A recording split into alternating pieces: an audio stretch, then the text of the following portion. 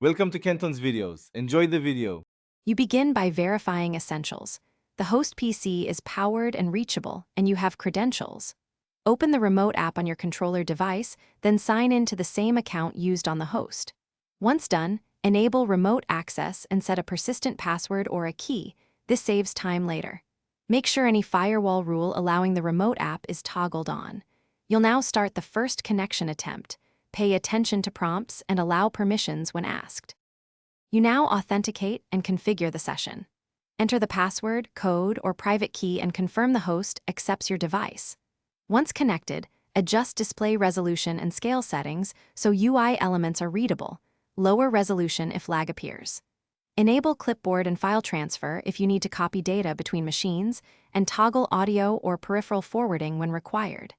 If the connection drops, switch to a VPN or NAT traversal mode. You finish by closing the session cleanly and removing any temporary access you used.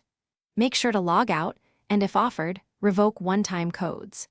Keep the remote app updated and periodically audit the list of authorized devices to maintain security. If something goes wrong, check the host's remote service logs and restart the service.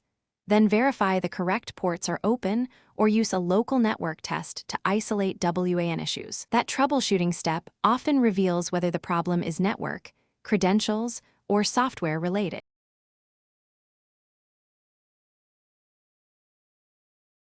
Thanks for watching. Consider subscribing if we helped you.